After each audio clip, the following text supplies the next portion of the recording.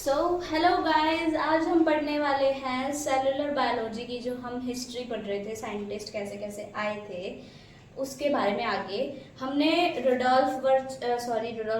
Robert brown, Anton के बारे में, और हमने पढ़ लिया था किसके बारे में, रॉबर्ट हुक के बारे में। ठीक है। सो आज हम पढ़ने वाले हैं मैथ्यू शेल्डन, थियोडोर श्वान और रुडोल्फ विर्चो के बारे में, और मॉडर्न सेल थ्योरी को देखेंगे कैसे थी। ठीक है। तो सेल थ्योरी दी थी हमारे मैथ्यू शेल्डन और थियोडोर श्वान ने। बेसिकली जो शेल्डन थे उन्होंने काम किया था प्लांट्स के ऊपर, और जो श्वान थे उन्होंने काम किया था एनिमल्स के ऊपर। थियोडोर जो श्वान थे उन्होंने प्लांट्स के ऊपर भी काम किया था, बट प्लांट्स का मेनली काम जो था वो शेल्डन ने किया था, इसलिए हम उनको बोल देते हैं। ठीक है। और वो बॉटनिस्ट भी थे, इसलिए अभी हम उनका नेम ले लेते हैं। जो श्वान थे वो एक जूलॉजिस्ट थे।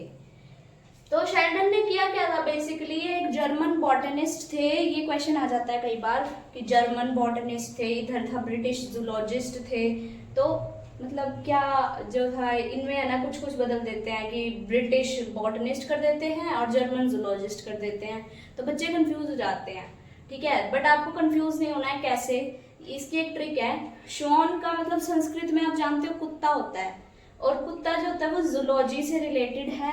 तो ये याद कर लो कि जो ब्रिटिश का कुत्ता है एक, ठीक है, ब्रिटिश में जो लोग हैं वो कुत्ता लेके घूमते हैं।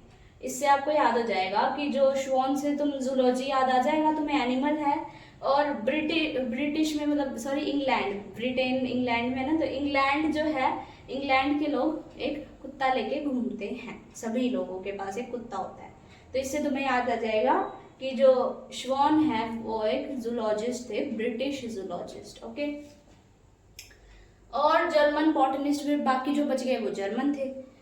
तो इन्होंने जो काम था वो 1838 में किया। इन्होंने सेल थ्योरी में क्या बताया कि जो सारे प्लांट सेल हैं, जो सारे प्लांट हैं, वो कुछ डिफरेंट काइंड्स ऑफ सेल्स से बने होते हैं, और सेल्स जो है वो मिलके जो है टिश्यू का फॉर्मेशन करते हैं। यानी कि हर एक tissue same type of cell से नहीं बना होता, अलग अलग टाइप के सेल से बना होता है, इसीलिए वो फंक्शन भी अलग अलग परफॉर्म करता है। कोई मान लो वाटर का ट्रांसपोर्ट कर रहा है और कोई फूड का ट्रांसपोर्ट कर रहा है, तो इसका ये मतलब थोड़ी ना है कि दोनों सेम सेल से बने हैं, बस काम अलग अलग हो गए।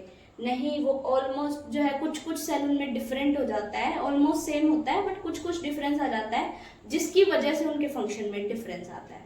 और जो सेल्स हैं वो ऑल टुगेदर होकर क्या बनाते हैं, टिश्यू। अब आता है थियोडोर श्वान। श्वान ने क्या किया, ब्रिटिश जूलॉजिस्ट थे। इनका काम आया था 1839 में। इन्होंने एनिमल्स को स्टडी किया था, और इन्होंने बताया कि जो एनिमल की सेल की आउटर कवरिंग है वो सेल वॉल नहीं है। फिर बाद में उसे प्लाज्मा मेम्ब्रेन कहा गया। सेल मेम्ब्रेन भी कहते हैं, but more appropriate plasma membrane है, क्योंकि जब हम सेल मेम्ब्रेन बोलते हैं तो कुछ लोग उसे सेल वॉल से कंफ्यूज कर देते हैं, इसलिए थोड़ा ज्यादा अच्छा वर्ड है प्लाज्मा मेम्ब्रेन। सेल मेम्ब्रेन में भी कोई दिक्कत है नहीं। सेल वॉल जो है वो यूनिक है प्लांट सेल्स तक ही, यानी कि सिर्फ प्लांट सेल हैं जिनके पास जो है सेल वॉल होती है। सिर्फ प्लांट सेल नहीं है, सॉरी, बैक्टीरिया में भी होती है, बट एनिमल और प्लांट में से प्लांट सेल है। Body of plant and animal cell made of cell and product of cell, यानी कि प्लांट और एनिमल की बॉडी ये सेम बात है, ये थोड़ा डिफरेंट वे में कही हुई है बस, कि प्लांट और एनिमल दोनों की ही बॉडी एक तो सेल से बनी है और एक प्रोडक्ट ऑफ सेल। सेल्स का प्रोडक्ट क्या है, यानी काफी सारे सेल्स मिलकर क्या बना रहे हैं, टिश्यू बना रहे हैं। इसका यही मतलब है कि सभी एनिमल्स की बॉडी भी और प्लांट्स की बॉडी भी सेल से बनी है और उनके प्रोडक्ट से बनी है, यानी कि टिश्यूज से बनी है। सो अब हम पढ़ते हैं आगे। जो हमारी सेल थ्योरी दी शेल्डन श्वान ने और बाकी और भी किसी साइंटिस्ट ने जो हेल्प की, बट जो हमारी सेल थ्योरी थी वो एक्सप्लेन नहीं कर पा रही थी कि जो नए सेल्स थे वो बने कैसे। इन्होंने बस ये बता दिया कि जो हर एक प्लांट और एनिमल है वो सेल से बना है, और सेल्स को मिला जुला के टिश्यू बनते हैं। बट सेल कहाँ से आए, कहीं से तो शुरुआत हुई होगी ना लाइफ की, तो सेल्स आए कहाँ से, तो उसके लिए आए रुडोल्फ वर्चाओ। इन्होंने जो थी फाइनल शेप दी हमारी सेल थ्योरी को 1855 के अंदर। बहुत इंपॉर्टेंट डेट्स हैं, तुम याद करोगे अलग से नोटबुक में लिख के। इन्होंने एक अपना जो था लाइन दी, ओमनिस सेलुला ई सेलुला। इन्होंने क्या बोला कि जो नए सेल्स हैं वो प्री एग्जिस्टिंग सेल से आए हैं। ये प्री एग्जिस्टिंग सेल, अब तुम पूछोगे कहाँ से आया, कि भाई जो पहले जो सबसे पहला सेल था वो कहाँ से आया, वो हम पढ़ेंगे आगे आने वाले चैप्टर्स में। जो बेसिकली हम उस चैप्टर में पढ़ेंगे, 12th के एक चैप्टर है इवोल्यूशन करके, उसके अंदर जो फर्स्ट में हमें बताया जाएगा कि किस टाइप से सेल बना होगा। एविडेंसेस के हिसाब से हम बताते हैं कि भाई ऐसे बना होगा। अभी कोई ठोस सबूत नहीं है, बट जितने भी हमें हिस्ट्री के एविडेंसेस मिले उनसे हम ये बता सकते हैं कि सेल ऐसे ऐसे बना होगा। तो हम वो इवोल्यूशन में डिस्कस करेंगे। मॉडर्न सेल थ्योरी क्या कहती है कि जो एनिमल और प्लांट की बॉडी है वो सेल से और प्रोडक्ट ऑफ सेल्स बनी है। तो वही बात है जो हमें शेल्डन और सॉन ने भी बता दी थी, यानी कि वो सेल से और टिश्यू से बनी है।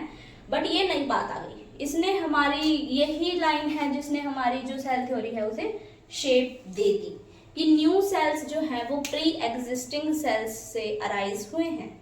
ठीक है, दैट्स इट। हमारा इंट्रोडक्शन कंप्लीट हो चुका है। अब हम वैसे नेक्स्ट लेक्चर में पढ़ने वाले हैं प्रोकैरियोटिक और यूकैरियोटिक सेल्स के बारे में।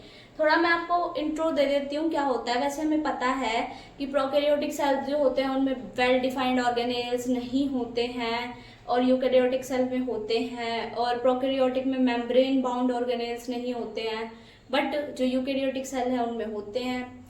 और फिर जो प्रोकैरियोटिक सेल है उनका डीएनए जो है वो नेक्ड होता है, कोई न्यूक्लियस नहीं होता उसमें, सिर्फ जो है विदाउट न्यूक्लियस प्रेजेंट होता है डीएनए। बट जो यूकैरियोटिक सेल है वहाँ पर जो है एक वेल डिफाइंड न्यूक्लियस हमारे पास प्रेजेंट होता है। और जो प्रोकैरियोटिक सेल होता है उसमें एक एक्स्ट्रा सेलुलर भी डीएनए हो जाता है किसी में। ठीक है, प्रोकैरियोटिक सेल में किसी में, लाइक बैक्टीरियाज में, सम बैक्टीरियाज में प्लाज्मिड प्रेजेंट होता है, उनके पास एक एक्स्ट्रा सर्कुलर डीएनए होता है। ठीक है, और राइबोसोम्स का आ जाता है 70S राइबोसोम प्रोकैरियोट्स में होते हैं और 80S हमारे यूकैरियोट्स में होते हैं। बाकी हम कल डिटेल में डिस्कस करेंगे ये सब कुछ। आज के लिए हम इतना ही पढ़ रहे हैं। Thank you so much. आज का लेक्चर इतना ही है और कल हम पढ़ेंगे आगे इस चैप्टर के बारे में। और मेरे वीडियोस को लाइक कर दो, सब्सक्राइब कर दो और शेयर कर दो। Thank you so much. आज के लिए इतना ही।